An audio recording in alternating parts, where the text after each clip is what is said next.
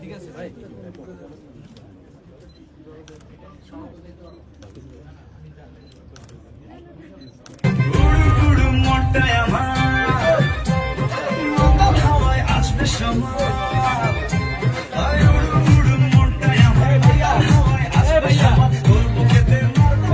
Hello everyone, কি অবস্থা, কেমন আছেন? আশা রাখি ভালো আছেন। আলহামদুলিল্লাহ আমিও বলেছি। মেগাস্টার শাকিব খানের দরদ সিনেমাটা মেগাস্টার শাকিব খান একজাক তারকা নিয়ে উপভোগ করতে গিয়েছেন সিনেপ্লেক্সে। একজাক তারকা বলতে সেখানে পূজাচেরি, দিঘি আরও অনেকে রয়েছেন। এটা আপনারা ভিডিওতে দেখবেন কে কে আছে।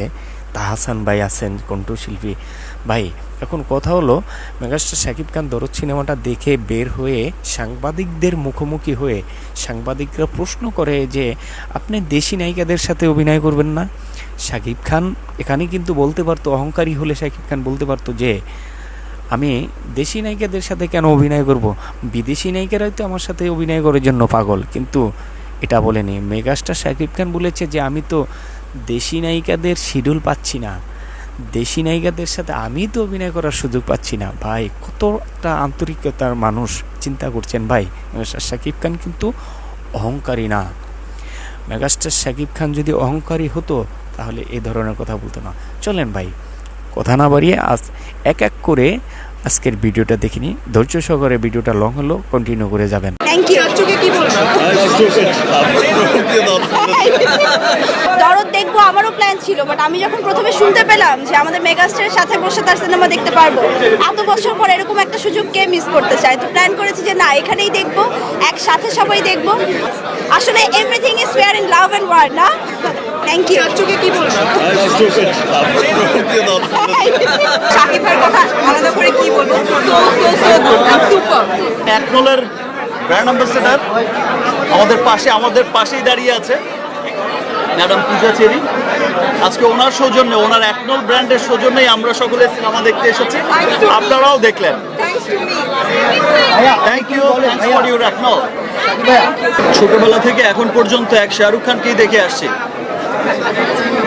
আর সেই হলিউডে সেই টম ক্রুজকেই দেখে আসছি। আমি যখন ছোট ছিলাম, যখন স্কুল গোয়িং ছিলাম, তখন থেকেই শাহরুখ খানকে দেখছি সুপারস্টার, দিলওয়ালে দুলহানিয়া লে যায়েঙ্গে। এখনো দুলহানিয়াই নিয়ে যাচ্ছে। আমরা তুফান টুর গল্প শুনে শেষ করতে চাই ভাইয়া। সো তুফান টুর আপডেট জেনে আমরা শেষ করতে চাই। Megastar, always megastar. That means Eid ছাড়া সিনেমা সবসময় সুপারহিট হয়েছে। শেষের দিকে আমারও মনে হয়েছে বাহ, খুব চমৎকার স্টোরি, যে খুব বিশাল আঙ্গিকে, খুব তামঝাওয়ালা কোনো সিনেমা না। ছবির শেষ সময় যখন চলে আসে, মনের অজান্তেই কিন্তু চোখের কোনো পানি জমে যায়। আমার দেশের মানুষ আমার দেশের সিনেমাকে সত্যি অনেক ভালোবাসে। আপনার প্রিয়তমা রাজকুমার পর দেখলাম তুফানের পর দেখলাম দরদ। অনেকদিন ধরেই দরদ দেখার জন্য খুব উদ্গ্রীব হয়েছিলাম। আপনারা দেখেছেন তো দরদ? ভালো লেগেছে? চরিত্রটা ভালো লেগেছে? এখানেই সার্থকতা। চরিত্রটা যে অ্যাটলিস্ট ভালো লেগেছে। আমারও খুব ভালো লেগেছিল যখন আমি মামুনের কাছ থেকে গল্পটা শুনেছিলাম প্রথম। শেষের দিকে আমারও মনে হয়েছে বাহ, খুব চমৎকার স্টোরি। দরদ আসলে খুব দরদের একটা সিনেমা। দরদ আপনারা যারাই দেখেছেন, আপনারা সকলেই দেখেছেন যে খুব বিশাল আঙ্গিকে, খুব তামঝাওয়ালা কোনো সিনেমা না। খুব বিশালত্ব এখানে নেই, কিন্তু ছবি দেখতে দেখতে দেখতে ছবির শেষ সময় যখন চলে আসে, মনের অজান্তেই কিন্তু চোখের কোনো পানি জমে যায়। মনের অজান্তেই সবার এত ভালো লাগা তৈরি হয়ে যায় দরদের প্রতি। সো গল্পের ডে 1 থেকে আজকের দিন পর্যন্ত আমরা দরদকে দরদ দিয়েই ভালোবেসেছি, এবং দেশের মানুষও এই প্রতিকূল অবস্থার মধ্যে আমি খুব অবাক হয়ে গেছিলাম। আমি তখন ছিলাম না, আমি আমার বরবাদ সিনেমার শুটিংয়ে মুম্বাইতে ছিলাম। আমি যখন শুনলাম, আমার এতটা এক্সপেকটেশন ছিল না। যে আপনারা জানেন যে বিভিন্ন কারণেই হয়তো মামুন তেমন একটা পাবলিসিটি করতে পারেনি, প্রচারণায় তেমন খুব একটা আহামরি কোনো কিছু করতে পারেনি, ঠিক সময় মতো চেষ্টা করা সত্ত্বেও অনেক কিছু দিতে পারেনি। কিন্তু সবাই খুব চেষ্টা করেছে, মামুন খুব চেষ্টা করেছে, আবার প্রোডাকশন টিম খুব চেষ্টা করেছে।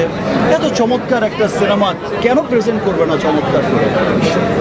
আমরা সকলেই খুব শঙ্কিত ছিলাম যে দেশের এই সিচুয়েশনে আসলে সিনেমা দেখার মুডে মানুষ কতটা আছে, বিনোদনের জন্য মানুষ কতটা উদ্গ্রীব হয়ে আছে, বা সিনেমা দেখার দেখতে কতটা আসবে বা কেমন লাগবে। বাট আমি যখন শুনলাম, আমি দেখলাম পরের দিন সোশ্যাল মিডিয়াতেও যে ফার্স্ট ডেতে 2024-এর হাইয়েস্ট কালেকশন, হাইয়েস্ট ওপেনিং ছিল হচ্ছে দরদের।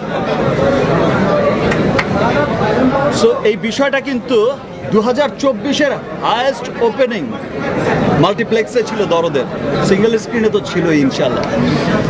তো এটা দেখে কিন্তু মনে হয়েছে যে না, দেশের মানুষ, আমার দেশের মানুষ আমার দেশের সিনেমাকে সত্যি অনেক ভালোবাসে, আমার দেশের মানুষ আমাকে অনেক ভালোবাসে, আমার দেশের সিনেমাকে ভালোবাসে।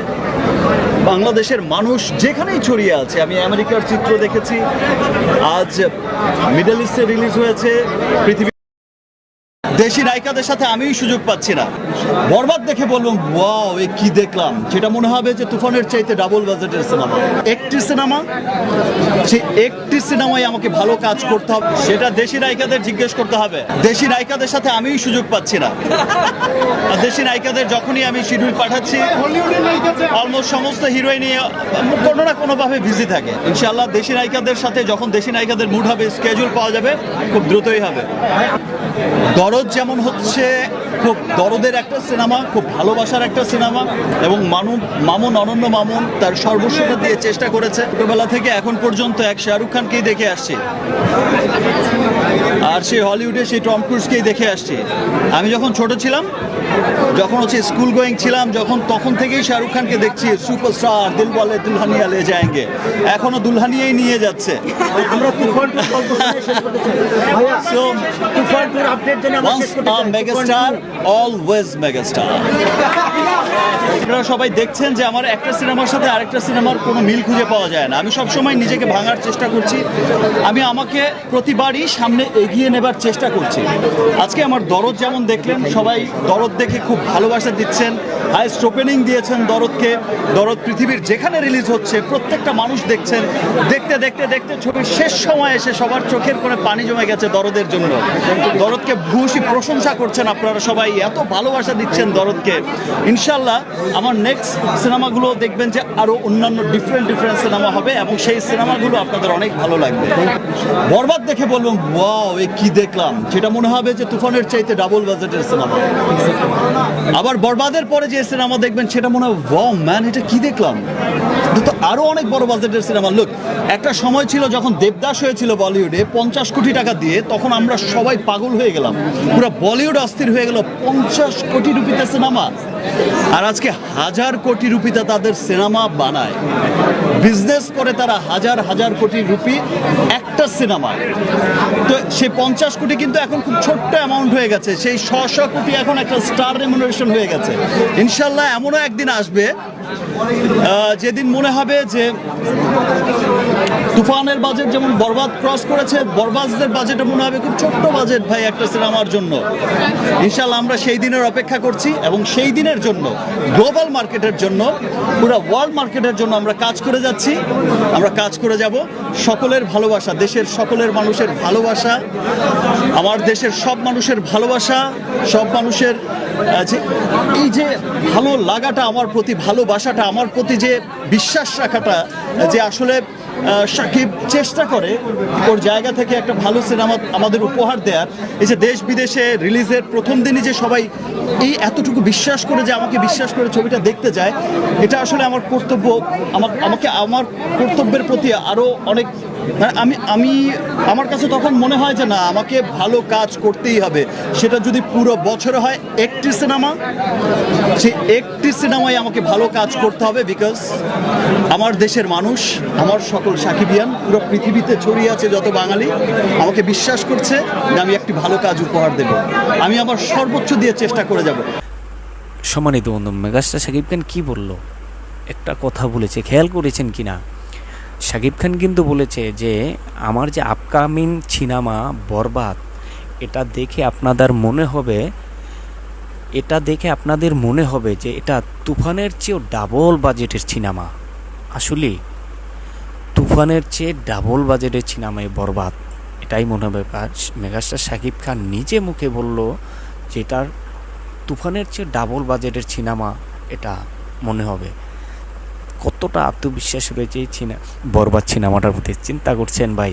মেহেদী হাসান হৃদয় পরিচালিত বরবাদ আসতে যাচ্ছে রোজার ঈদে, দেখব আমরা সকলেই মিলে।